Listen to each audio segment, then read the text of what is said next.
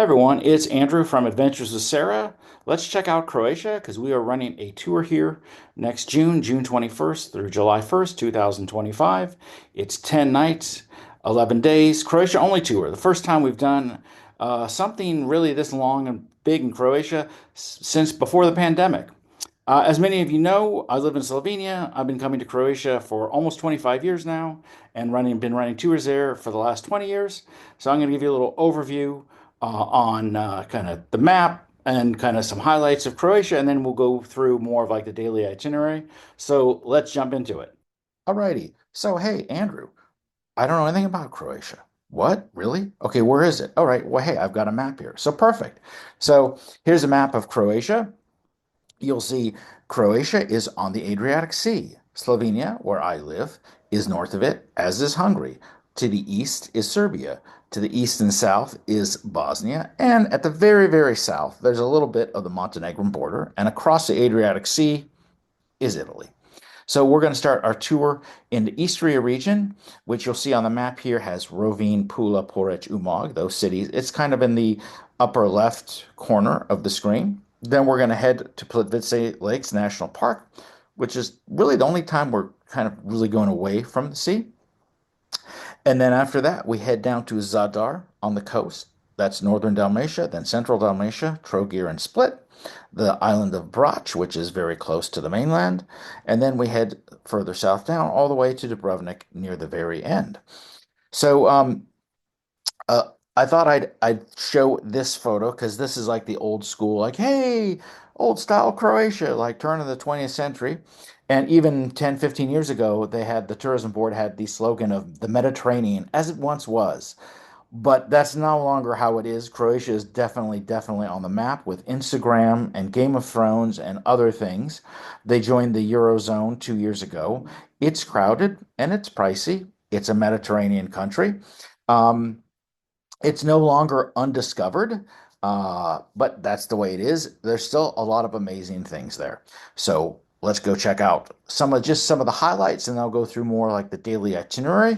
So there's a lot of seaside towns in Croatia. Most of them were built by the Venetians, including this Rovinj.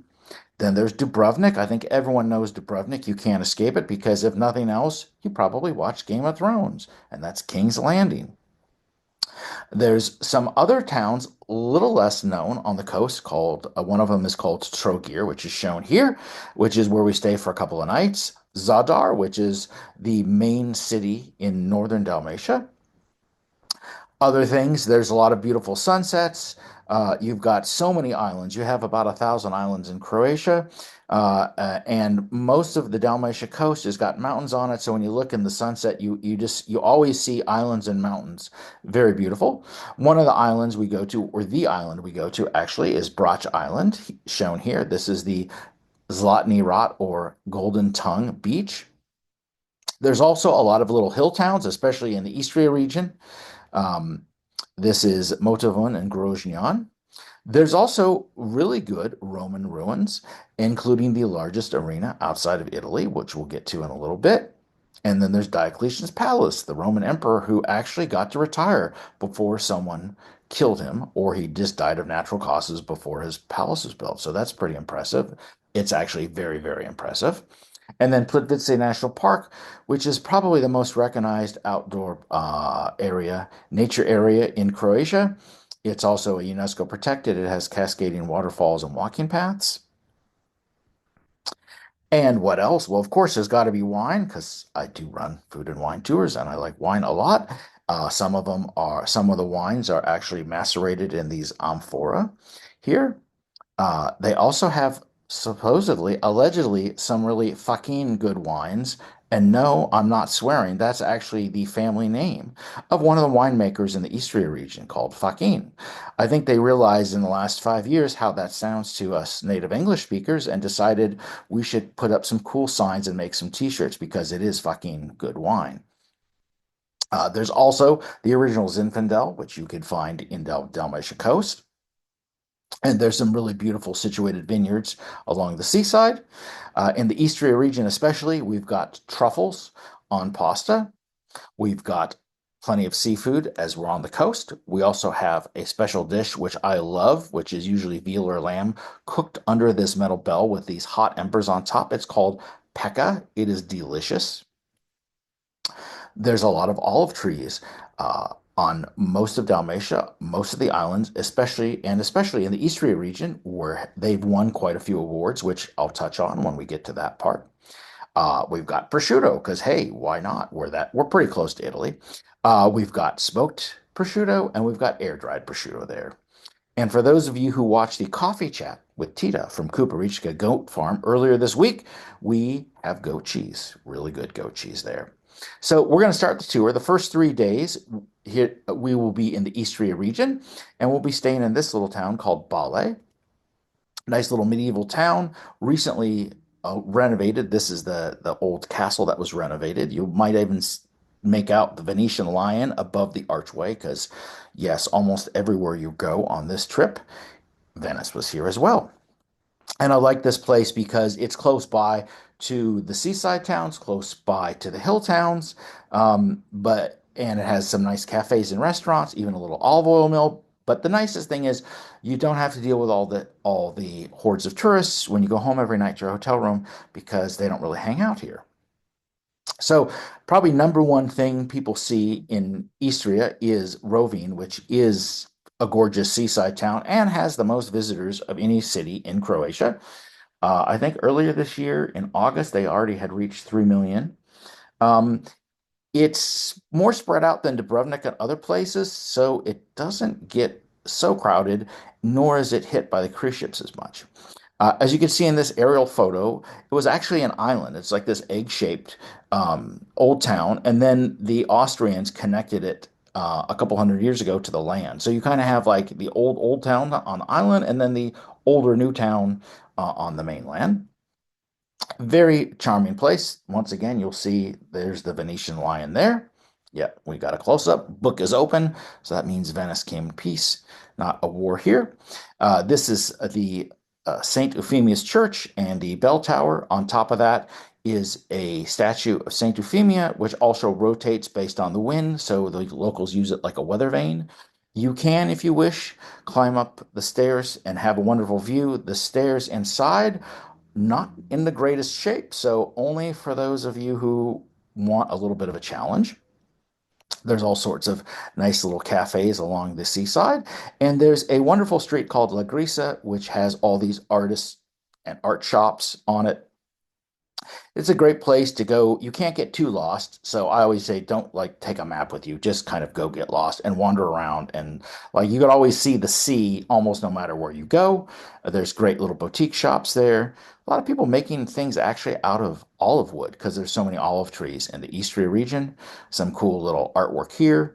I don't have a photo of cats, but yes, those of you who like cats, there's plenty of cats here. And in Dubrovnik, not like Istanbul or Athens kind of cat population, but nonetheless, it's a nice town for cats. There's a lot of these kind of little passageways you go through, and most of them have some shrines and things like that in them. So Rovine is wonderful, charming place. Pula, which is the largest city, just a half an hour away from Rovine, it's the largest city in Istria, 70,000 people. So by our standards, not so large. That has the largest Roman arena that's outside of Italy, built, finished in 67 AD. It's fairly well preserved. You've got a big section of the, let's say, the bleachers that are still there. A lot of rocks, though, were taken away by locals throughout the last 2,000 years. And at one point, Venice thought of moving it piece by piece and rebuilding it in Venice, which I guess the city council or the mayor of Venice finally gave the thumbs down to. Because, yeah, that would have just sunk Venice sooner than it already is sinking. Beautiful archway here, again, from basically the first century AD. Here's a couple of my guests giving thumbs up like they do at the Gladiator games. There may be some reenactment stuff here, not normally, but they do have concerts. It's a great music venue. I saw Simple Minds here this past summer. I missed Duran Duran by a couple of days, so I'm still kind of bummed out about that. There's actually a wonderful Slovenian Croatian duo called the Two Cellos. They play cellos and they play rock and soundtrack covers, and they do a wonderful cover of the main theme for Gladiator. And if you Google Two Cellos Gladiator, you'll see the video which they shot in the Pula Arena. It's amazing, great production value. Pula also has some Roman temples as well. They actually have a little bit of everything. There's mainly Roman stuff there. That's more like the eye candy to see, but there's also plenty of history from Venetians and Habsburgs, and also First World War and Second World War history as well. In the countryside, you'll see these little kajuni. These are small little shepherd huts made out of rocks. And while you're going into the countryside, you might want to take dogs with you because we do go for a truffle hunt and we get truffles. And our tour in June it'll be black truffle season, white truffle season, which those are more of a delicacy and more expensive. That usually starts early September and goes through end of November or early December. But black truffle season is usually underway by early May. So we'll hopefully find some truffles on our way there. They don't skimp on the truffles, so if you order pasta with truffles or other meat dishes with truffles, you get a lot more shavings than you're used to. There's also wine, really great Tehran wine. That's a red wine grown on this red iron-rich soil. And hey, our friends at Fakin have their own Tehran wine, so this must be good, some good Fakin Tehran. Malvasia is the flagship white wine for the Istria region, which you could also find elsewhere in Slovenia. You could find it over in Italy. You could find it further south in Dalmatia, but this is Istrian Malvasia. Here's some vineyards below the hill town of Motovan. And as I mentioned earlier, there's olive oil, great olive oil. And from 2016 to 2023, Istria was the number one olive oil region in the world when they would have these competitions. So you take various producers from Istria, various producers from Tuscany, various producers from whatever region in or a specific island in Greece, or perhaps a certain region in Spain, and Istria won 7 or 8 years in a row. And for those of you who did see our interview with the Kuparishka people, we always go to the goat farm here and get wonderful cheese made by Ales. She's actually Slovenian, but bought a farm there and had goats clear out all the shrubs and bushes and ended up with a lot of goat milk and decided, let's make goat cheese and aged goat cheese and labneh and yogurt and all sorts of other stuff. And they always cook hot food as well. So this is one of those pekka dishes that I mentioned earlier. A table is just filled with food, so no one goes hungry when they go to Kumparichka. We're also going to visit some hill towns. This is Motovan. This is Mario Andretti's the race car. This is his hometown. He was born there when Motovan was still part of Italy. That was in the early 1940s. And rumor has it he used the go-kart to race down the hill. It doesn't look so steep here, but when you're walking up the hill, it's definitely kind of steep. These are just some views from the hill town.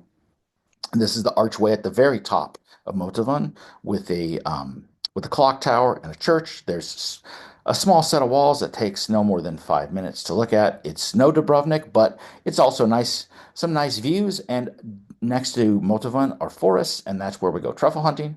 You'll also find a lot of art galleries and art shops and artists there and other hill towns. This is my friend Igor, who does some amazing work. He actually does the Adventures with Sarah gift bags that some of you get, and those of you who go on this tour will definitely get one when we visit his art shop. And again, there's the Winged Lion of Venice. This time book closed, so I guess Motovan didn't come to the Venetian Empire so peacefully. And Groznan is another little cute little hill town that we visit. And this has, again, this has actually more kind of little artists and shops and things like that. They have Extempora Art Festival. My daughter actually goes there once a year, kind of for an art competition.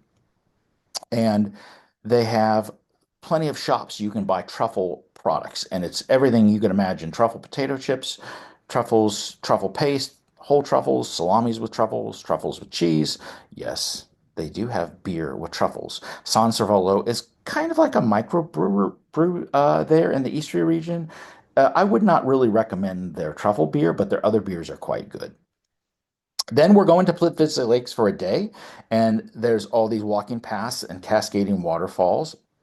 This is the one place where we got to always cross our fingers, and it should be really good in later June. The weather's nice because you really don't want to be here when it's pouring down rain, because you can see these walking paths there. Um, they do get a little slippery and they get flooded, but man, is it beautiful. My recommendation is, hey, don't spend all your time looking on Instagram and all the beautiful photos, and just kind of wait to see what amazing view you're gonna get while you're there. It is very crowded. However, they have a cap on tourists now, so it's not as crowded as it used to be. This is a photo, I think, of me in April 2018, where I think it was my two guests, myself, and probably like nine and a half other people. It'll be a little bit more crowded in June. Then we're going to spend a couple days on central Dalmatia coast, but first we stop in northern Dalmatia to this beautiful town called Zadar on the coast, which a lot of people miss. I'm not sure why. It's really cool. We take a walking tour here. Uh, this is interesting because there's a nunnery, and the nuns there own one of the largest football clubs in all of Croatia, Split, which is the Hajduk club, and the nuns there own it. So I guess the nuns have a decent sum of cash. One cool thing in Zadar is the sea organ. You can see on the steps, there's these little holes. If you look to the very kind of top step on the photo, and when the waves come in, it pushes air through, and it makes music. So the stronger the waves, or the stronger the wind, the stronger the waves, the more the noise you get from the sea organ. Then we head to Trogir, where we spend a couple of nights there, and beautiful promenade. There's ruins of an old fortress that Napoleon demolished when he got there. There are some old town walls. This is the St. Lawrence Cathedral, which I would say has the greatest stonework that I've seen in Croatia, and probably some of the best I've seen anywhere. It's really, really quite beautiful. This is from the 11th century. You can see this is just the portal to the entranceway there. Fantastic work. And one of our guests actually found some relatives, or found the place where her relatives came from in Trogir, as a lot of Americans do have Croatian roots. This is just kind of like the little clock tower in the town square. Sometimes there's concerts there.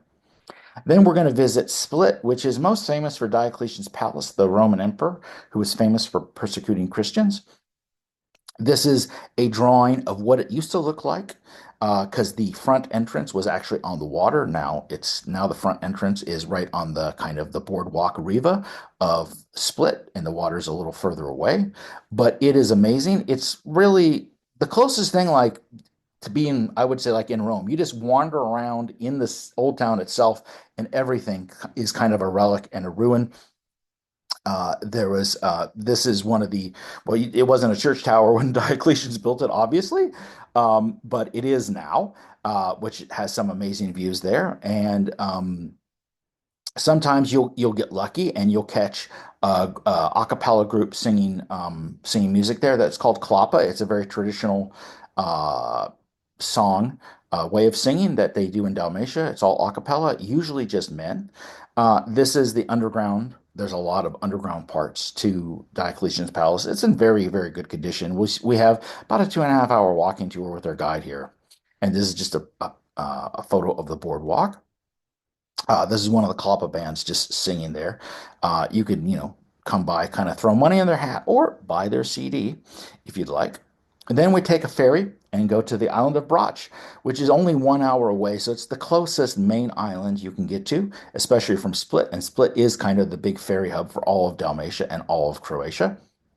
And Brač is quite famous for its white stone, which was used in the White House in the US, and also the Parliament building in Budapest and Vienna. And there's still some really good, let's say, stone carvers there. And there's actually a school where people still go learning to carve from stone. We have this Zlatni Rat, or Golden Tongue Beach, on one part of it. So we'll visit some small towns. We'll actually visit a family that makes all sorts of art and sculptures from stone. One of the symbols of Dalmatia used to be the donkey. They're kind of disappearing, but you can still find them in certain places. There's actually an island, which I've yet to go to, which is a donkey sanctuary. And I guess all the donkeys, when they get old enough, they get to retire and hang out on Donkey Island until the end of their life, which is, I think, really cool. Yeah, this is some of the stonework. Uh, they do one of the artists does busts, and those are kind of like on demand, and he goes through the entire process of how it's done. It's quite amazing. And yes, as you might have guessed, Andrew probably will find a winery that's right on the waterfront, um, on the island of Brach, because, well, why not? Um, while you're here, of course, anywhere in Dalmatia, there's plenty of fish. There's black risotto. There's fresh fish. There's a lot of octopus, actually. There's some sailing you can do. Really, sailing you can do as a day trip in Dubrovnik on the last full day of the tour, because the last day is kind of fully, let's say, open and optional. This is a dish that I love. It's called pasta asada. It's a beef dish with red wine and plum sauce, usually served with homemade gnocchi. So those of you who aren't huge fish seafood guys like myself, pasta asada is the way to go in Dalmatia. And this is just a homemade like cheesecake with some fresh honey there as well. And one of the things we see on brach is the old olive mill, so you can see kind of how they used to do it. Um, and we have a little tasting and lunch there. It's fantastic. We have some different kind of pates and things like this. I think we actually this is like some kind of like hummus with olive oil there, and different marmalades. There's a fig jam for sure for tastings, and there's a lot of these little small villages where you can kind of basically go into someone's cellar and buy kind of their house wine or some of their strong rakia or brandies or things like that, or schnapps. And we always go for a special dinner of pekka, which is again this dish that's cooked under the metal bell. It's kind of like a Dutch oven, and usually, well, not usually, always you get a bunch of different grappas and liqueurs that you could try if you want, and also have wine. And this is just our friend cooking up dinner there, and that's what it looks like. So he does, I think usually he does octopus one, and he does one lamb one, and usually lots of veggies in there as well. Hey, Becky and Matt. We actually, Becky and Matt and a few other folks, we went to Croatia June of 2021. It was the first place really in Europe open to vaccinated Americans. So the first tour I ran post-pandemic was down in Dalmatia. Anyway, there are some really fantastic restaurants and food there. I like more this style, which we call Konaba. It's more of like traditional eatery, and it's more simple food. This is at one winemaker's house where he shoots the wild boar in his vineyard, and then his wife and his mother cook it up and serve it to us. There's all sorts of homemade pastas. Usually in Croatia, you get a pasta with some kind of like almost like more like a goulash. So it could be from pork or beef or venison in some places. It could be from wild boar, sometimes even from donkey or chicken, and all sorts of different pastas. Here's a great view of this with the homemade pasta and the goulash on top. This is the Paliashots Peninsula, which we will go through on the way getting down to Dubrovnik for our last couple of days there. This is an amazing wine region, and probably the most striking wine region in all of Croatia, and it's home of for Plavac Mali, which is a really strong red, which can sometimes get up to 16% alcohol. So you got to be careful. There's plenty of, as I said, there's plenty of islands in Croatia. There's like 1,000 of them, and a lot of them are just little things like this. I think sometimes they might, like if you have like five rocks put together, they'll count it as an island just because. But anywhere you go on islands or on the coast there, you'll usually find winemakers, and there's plenty of places to do wine tastings at. And we'll get to one in Dubrovnik when we get to that. So yes, if you do love seafood, then you're gonna have a great time in Dalmatia. There's no shortage. And then here's Dubrovnik. Hey, this looks familiar because we've seen it a million times. It's still amazing. It's more amazing when there's less cruise ships, and sometimes you just don't know. The mayor has talked about, or actually has documents all ready to go to, let's say, limit cruise ships. They've already raised taxes and stuff like that. The problem is some of these contracts with some of the cruise ship companies haven't ended yet, so they can't really enforce them until they do. Regardless, it's an amazing place. You can walk around the walls, spend probably an hour, good hour, hour and a half doing it. It is quite amazing. I really do it. Anywhere you go, there's some view that will take your breath away. This is actually a drawing of what it used to look like when it was called Ragusa. And Ragusa, or Dubrovnik as it's known now, it was actually not part of Venice. Was its own independent city-state, and it made trade deals with the Ottoman Empire and the Venetian Empire because Ragusa, Dubrovnik, had not just this walled city, but other territories, including sea access from Bosnia, and Bosnia had a lot of gold and other minerals and wealth there. And it had salt flats, which, of course, white gold was really important back in the day. So Ragusa Dubrovnik was very rich. And rather than spend all their money on armies and things like that, they were very good merchants and very good traders and very good negotiators. And so they never fought their their counterparts. They just made deals with them. That's a view from the walls looking over across one of the fortresses there, which you can go to, and then from that viewpoint, have an amazing picture of most of the walled city of Dubrovnik. This is Onofrio's fountain. There's two main gates into the city, Pile and Ploce Gate. You can bring your water bottle and refill here because the water is drinkable. And some people are hesitant, but you'll see plenty of people washing up and refilling water bottles there. And usually there's some music concerts and other things going on there. Dubrovnik is quite small, but it's like flat in the middle with the big main street, but all sorts of little narrow streets that kind of go up. Uh, uh, Almost like the middle part's a valley, so it's not just flat inside. You can kind of get lost, and again, getting lost is part of the fun when you go to places like this. Just everywhere you go, there's something really amazing to look at. This is Saint Blaise. This is actually the patron saint of Dubrovnik, to kind of to let's see, the caretaker of the city. And then we have the this wonderful palace here, which is where basically, let's say, the emperor of Dubrovnik or the mayor of Dubrovnik ruled from, but they only had a 1 month term. So you could serve multiple times, but not in a row, and you could only be there for a month, which they figured would cut down on corruption, which I'm sure it did. I'm not going to go into what corruption looks like in Croatia now, but this was a pretty good system actually back in the day. This is the rector's palace. Rector is basically kind of like the mayor there. So this is something to check out. They also have this, believe, the second oldest pharmacy there, and a very small Jewish synagogue. It's a small old town, but there's lots of little, really beautiful little hidden gems while you're there to check out. If you can just kind of hang out and do nothing and walk the walls and enjoy the view and sip coffee and sip wine your whole time there.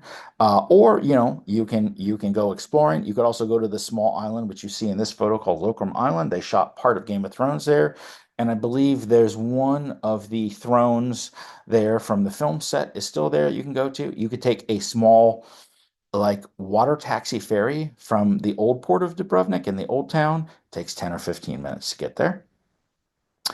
There's also a few cafes on the outer side of the walls, which the prices are, a lot more expensive, but the view is also really amazing. Or you could take the cable car up to Mount Surge, which is the hill overlooking Dubrovnik, and unfortunately was the hill where the Yugoslav army, which was mainly Serbs and Montenegrins at the time in the early 90s, that were dropping mortars and bombs onto Dubrovnik. And you can see more about that at the Homeland War, or the 1990s war as we think of it, what we saw on CNN, at a war museum that's at the top of the cable car. There's also a few monuments and other maps in the old town showing you what buildings got shelled, what buildings got hit, things like that. And then, of course, we're always doing wine stuff. We'll meet my friend Anna. She runs a family restaurant called Kopun, where we always have our farewell dinner. And she also opened up a very, very cool wine bar called Marden in the last couple years. So we'll go there, and she's going to give us a little primer on some special Croatian wines. We'll have some nibbles and things like that. It's right in the old town.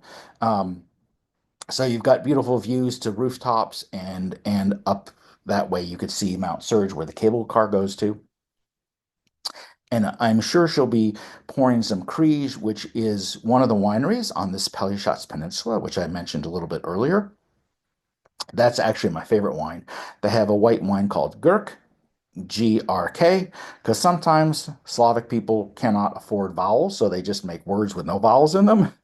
And that's a white wine from this Peliashots and Korčula Island area that's been macerated. It's really, really fantastic. That's about my favorite wine in all of Croatia.